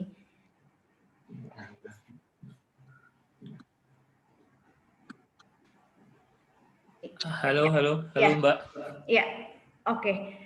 Memang kalau tadi dari ceritanya Mas Firman itu orang dewasa cenderung takut untuk mengekspresikan diri dibanding anak-anak gitu. Orang dewasa cenderung untuk takut untuk bisa mengekspresikan diri atau mengaktualisasikan diri gitu, dan melalui seni pun Semata ini sebagai proses perjalanan orang itu untuk belajar ya mengekspresikan diri. Kenapa Mbak? Boleh diulang nggak pertanyaannya? Tadi suaranya robot-robot. Oh, oke. Tadi kan Mas Firman menceritakan bahwa menemui banyak mahasiswa atau mahasiswi gitu yang sulit untuk mengekspresikan diri sebagai orang dewasa, dan itu pun saya juga menemukan di Gori Galeri. Saya mengadakan beberapa kali workshop tentang fotografi terapeutik. Jadi bagaimana fotografi sebagai suatu bentuk self healing, dan melihat bahwa beberapa orang cenderung takut orang dewasa ya, takut untuk mengekspresikan diri atau berkarya gitu, dibanding anak-anak kecil itu untuk belajar melepaskan ketakutan atau belajar mengekspresikan diri. Tapi di sisi lain juga Semata juga menerima anak-anak yang mempunyai kesulitan belajar atau kesulitan untuk mengekspresikan diri. Jadi melalui seni itu sebagai self healing juga tadi kan. Iya, betul. Karena sebenarnya karena di seni kita punya apa seni sebagai ekspresi ya gitu kan, karena seni atau ekspresi atau penerapan keterampilan dan imajinasi kreatif manusia, meskipun hampir kayak seluruh karya seni membutuhkan menumbuhkan perasaan tertentu dalam diri si apresiator. Nah, secara mendalam ataupun tidak, sebagai diantaranya memang sengaja diciptakan untuk mengekspresikan kekuatan si emosi gitu kan. Jadi dari proses si emosi itu yang kemudian akhirnya halo. Iya. Lanjutkan Mas. Iya, dari proses emosi itu. Halo.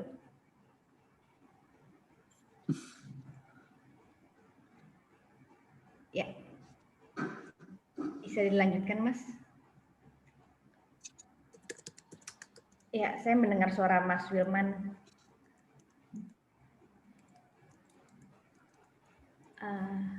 Oke. Mas Gram, mungkin ada pertanyaan? Halo. Ya Mas. Ada, saya ada. Nanti tapi diberesin dulu aja Mas. Yang mana kali? Kayaknya koneksinya. Halo. Ya, aku mendengar jelas suara Mas Wilman. Oh gitu. Soalnya tadi freeze di sini, jadi nggak ada kedengaran apa-apa. Ya, lanjutkan Mas. Tadi saya udah ngomong panjang soalnya.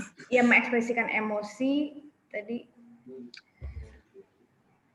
Oh iya, jadi si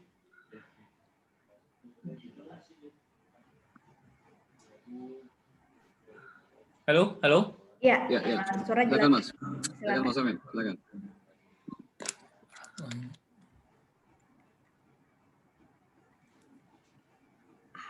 Ya, Mas. Oke. Ya.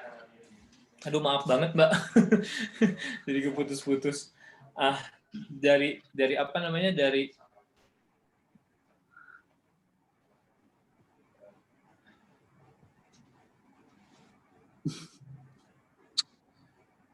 emosi itu ibaratnya ada kebenaran yang kemudian dapat dirasakan atau diungkapkan. Nah, ini yang kemudian yang coba saya untuk gelutin dengan anak-anak gitu kan. Jadi akhirnya benar kata Mbak Karen, bahasa verbal emang susah untuk diungkapkan gitu kan. Ketika anak ingin mengungkapkan sesuatu, tapi lewat gambar akhirnya anak bisa tercurahkan. Nah, kita sebagai justru posisi si Semata di sini adalah sebagai fasilitator yang kemudian akhirnya membongkar ibaratnya membongkar apa yang dialami oleh si anak lewat gambar. Jadi kita mencoba untuk menerjemahkan si gambar itu ke dalam bahasa verbalnya kita gitu kan. Kayak gitu. Jadi emosi ini yang kemudian akhirnya kita bisa ajak diskusi si anak. Akhirnya anak mulai nyaman dengan ibaratnya mulai nyaman dengan suasana dari kita, terus kemudian akhirnya dia mulai terbuka. Dari keterbukaan itu kemudian akhirnya dia mulai dapat mengungkapkan entah itu ke kita, entah itu ke temannya, ataupun ke orang tuanya, kayak gitu. Nah, dari sana mulailah kepercayaan diri dia mulai meningkat gitu. Nah, dengan program-program yang Semata juga kayak tadi saya coba jelasin untuk bawa ke studionya seniman, terus kemudian saya bawa ke galeri, itu untuk menambah kepercayaan diri anak. Karena anak kadang-kadang ketika diajak untuk menggambar, dia selalu beralasan, aku nggak bisa gambar, kayak gitu. Tapi ketika kita bawa ke galeri, kita perlihatkan karya-karya yang kemudian akhirnya, loh, kok cuman bulat sama kotak aja ada di galeri, ada di pameran kayak gitu kan. Nah, akhirnya itu kemudian memancing si anak untuk kalau misalkan gambar kotak sama bulat aku juga bisa gitu kan, kayak gitu. Nah, dari sana mulai ada perbincangan, ada diskusi, terus kemudian proses bagaimana akhirnya bulat dan kotak ini bisa ada sampai di galeri itu gimana prosesnya. Kita ketemukan dia dengan seniman. Akhirnya proses itu yang kemudian yang paling berharga banget buat si anak. Jadi saya selalu membingkai, jadi bukan hasil akhir yang si anak dan saya selalu garis bawahi ke orang tua juga. Jadi bukan hasil akhir, tapi si proses ini yang kemudian menjadikan anak justru dia ibaratnya lebih mengenali dirinya sendiri, seperti itu. Sepakat sih Mas. Jadi proses itu adalah sebenarnya adalah momok utama, hal utama proses self healing itu sendiri. Ya, jadi bagaimana melalui berseni itu adalah medium untuk bercerita, dan melalui seni juga belajar untuk menerima emosi sehingga anak itu pun terbuka. Betul. Ya, betul. Ya, benar-benar. Jadi memang bukan hasil karya yang bagus atau yang seharusnya sebagai tujuan utama. Begitu juga ketika peserta membuat lukisan atau foto, harus foto yang bagus itu, yang benar atau yang salah. Tapi proses dia bercerita melalui seni itulah hal yang penting. Jadi kan itu sebagai curhat atau mungkin konseling yang jadi jatuhnya. Jadi anak mengeluarkan semua perasaan dan emosinya. Nah, itu proses yang utama. Iya, betul Mbak gitu. Jadi saya selalu garis bawahi si peristiwa itu yang paling penting gitu. Jadi bukan dari hasilnya kayak gitu. Yes. Oke, Mas Gil ada pertanyaan untuk Mas Firman? Oke, mungkin cuman meng-highlight dulu tuh Mas Omen tuh pernah cerita dulu katanya ada muridnya yang dia ketika diajak ke sekolah dia nggak mau, sakit, tapi ketika diajak ke Sumatera dia semangat gitu. Saya ingat banget cerita itu. Oh iya. Ya betul Mas gitu. Jadi memang jadi ada anak yang kalau ke sekolah gimana? Iya. Lanjut. Mungkin semata jadi karena ruang yang nyaman dan aman yang dirasa oleh anak itu sehingga ia lebih menyukai semata mungkin ya dibanding ke sekolah. Karena mungkin di sekolah dia punya banyak masalah yang kemudian akhirnya aku pusing nih gitu kan untuk menghadapi satu-satu gitu kan kayak gitu. Tapi kalau dibawa ke semata justru anaknya malah nagih gitu kan. Yang tadinya aduh 2 jam tuh lama banget, ternyata kok bentar sih gitu kan. Malahan sampai nambah gitu kan. Aku diem dulu deh di sini gitu kan. Sambil nunggu dijemput, jadi ya udah aku coba gambar-gambar yang lain aja lah di sini gitu. Nah, buat saya juga itu satu sisi yang ibaratnya ya satu sisi yang menarik juga gitu kan. Karena kita selalu learning by process dan kemudian learning by doing gitu kan. Jadinya si anak juga di akhir kegiatan kita selalu ada evaluasi. Jadi kita coba flashback lagi gitu kan dengan kegiatan-kegiatan apa yang kita udah lakukan. Jadi ketika anak mereview gitu kan dan mengingat kembali kegiatan apa yang udah dilakukan, otomatis secara langsung dia sudah mulai dapat mengungkapkannya, ibaratnya lewat verbal kayak gitu. Jadi akhirnya anak sedikit-sedikit mulai berani untuk mengungkapkan semuanya kayak gitu. Ya. Ini juga mengingatkan saya kepada waktu itu ada juga kasus anak yang tidak mau bicara di publik, tapi ketika di rumahnya dia cukup suka bicara gitu. Akhirnya anak ini dibawa ke psikolog untuk mendapatkan intervensi terapi bermain. Nah, jadi memang selama terapi bermain pun ini psikolog yang mendampingi pun juga istilahnya nggak melakukan banyak perbincangan, tapi membiarkan anak itu untuk memilih mainan apa yang mau ia mainkan. Nah, ketika anak mendapatkan kepercayaan untuk mengontrol dirinya gitu, jadi dia menjadi percaya diri gitu. Dan lama-lama akhirnya dia mulai membuka diri dan berani. sebenarnya ya bagaimana memberikan kepercayaan diri kepada anak itu untuk bisa mengeluarkan emosi itu sendiri. Gitu. Iya. Ya. Oke, Mas Gram ada pertanyaan lanjutan atau ada pertanyaan juga dari audiens ya? Saya cuma mau bilang makasih sama Mas Omen sama Mbak Sani sudah melahirkan Semata. Jadi itu sangat dibutuhkan sih buat anak-anak khususnya di Indonesia gitu. Nanti aku ke Bandung, aku main-main ke Semata ya, Mas. Oh, boleh, silakan Mbak, ya. dengan senang hati. Iya, ada pertanyaan dari Feby untuk Kak Omen, apa ada program art terapi untuk orang dewasa? Ini menarik ya, ini menarik karena tahun lalu kita punya 3 orang, ibaratnya tiga pekerja, ibaratnya 3 karyawan dalam satu kantor yang sama. Nah, mereka tuh merasakan rasa yang ibaratnya jenuh karena tiap hari mereka selalu itu lagi gitu kan. Nah, akhirnya mereka bertiga datang ke Semata. Kita akhirnya membuka kelas dan saya juga mencoba untuk memberanikan diri membuka kelas orang dewasa, bagaimana akhirnya rasa bosannya dia, rasa stresnya dia di kantor akhirnya dapat terbayarkan di Semata. Jadi selama 4 bulan kita selalu diskusi tentang keresahannya mereka. Kalau di kantor itu seperti apa, ketemu dengan klien itu seperti apa, kayak gimana, dan mereka akhirnya coba curahkan. Tapi keluarannya kita akhirnya buat karya, karena itu proses healingnya mereka kayak gitu.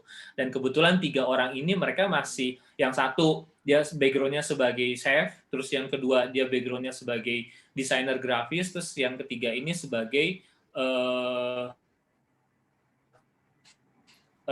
saya fasilitasi, terus kemudian saya coba untuk menggiring sesuai dengan background-nya mereka. Jadi karya-karyanya mereka itu adalah keluaran dari apa yang mereka lakukan. Jadi akhirnya buat seorang chef, loh ternyata memasak juga bagian dari seni ya, kayak gitu kan. Saya selalu menurut dia, saya selalu mengkotakan bahwa seni harus adalah sesuatu yang bersifat visual, terus kemudian yang cantik, bagus, seperti itu, seperti ini gitu kan. Nah, menurut dia, masaknya dia itu bukan sesuatu hal yang ini bisa dikatakan sebagai seni loh, gitu kan.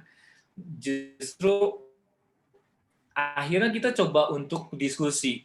Saya coba kemudian akhirnya bisa menjembatani gitu kan wawasan dengan pemikiran-pemikiran yang mereka ajukan buat yang terapi. Halo. Ya, oke. Ya, oke. Makasih banyak Mas Yuman untuk penjelasannya. Kita sudah lewat waktu. Mungkin Mbak Pinkan, aku pengen mempersilakan Mbak Pinkan kali ya untuk. Jadi Mbak Pinkan ini seorang psikolog klinis dan juga seorang dosen yang mana menerbitkan buku Bukan Move On Biasa. Mbak Pinkan, aku izin unmute ya. Halo Karen, terima kasih kesempatannya. Aku sebenarnya di sini benar-benar karena curious, kebetulan dapat informasi dari suamiku yang follow Gueri Gallery. Ini maaf ya, ini udah super berantakan, jadi harap maklum penampilannya. Jadi aku sendiri curious, pengen tahu aja ada perbincangan tentang kesehatan mental apa sih di komunitas yang sebenarnya agak di luar komunitas yang aku biasanya. Makanya aku nggak nyangka juga ternyata ketemu Putri, ketemu Aksa, ada Karen, Jadi aku mengamati dan ada beberapa hal yang aku baru tahu, kayak di Blitar aku baru tahu perjuangannya Mas yang tadi cerita, terus juga aku baru tahu tentang ada sekolah art buat anak, Semata Art School gitu. Terus ada Lepas, aku baru tahu ceritanya, dan aku senang sekali mendengarkan bahwa ternyata di luar lingkaranku sebagai psikolog, ternyata banyak sekali yang peduli dengan isu ini, dengan isu kesehatan mental ini. Jadi aku dengan senang hati aja sih menyerap dulu semuanya. Dan mungkin tadi aku mendengar ada beberapa kayak dari Pupuk Station kayaknya membutuhkan atau ingin dapatkan link ke profesional kesehatan mental. Mungkin bisa connect dengan ada beberapa alternatif ya. Misalnya kalau aku sebagai dosen, aku tahu dosen itu punya kewajiban untuk mengabdi pada masyarakat. Jadi kalau misalnya teman-teman dari Pupuk Station mau cari ahli, tapi yang juga kira-kira mau memberikan waktunya secara pro bono, coba cek ke universitas-universitas yang ada fakultas psikologinya dan cari siapa dosen yang juga praktisi. Jadi mereka bisa bantu dan itu coba bicarakan soal program kerjasama community development gitu. Jadi sebenarnya aku pikir ada ahli-ahli yang juga peduli tapi nggak tahu gimana mau menyalurkan kepeduliannya. Kalau di sini aku lihat teman-teman banyak yang peduli dan kepengen cari tahu ahli-ahli. Aku pikir mungkin nanti gimana aku bisa membantu menyambungkan dari mungkin ke universitas mana atau mungkin dengan geng yang mana gitu supaya bisa terjadi kolaborasi gitu aja sih. Aku senang sekali mendengarkan cerita-cerita dari teman-teman sekalian. Kebanyakan aku perhatikan latar belakangnya dari seni ya, dari DKV kemudian, dan benar-benar kagum dengan teman-teman yang dari tugas akhir kemudian berlanjut betul-betul mengabdi pada masyarakat.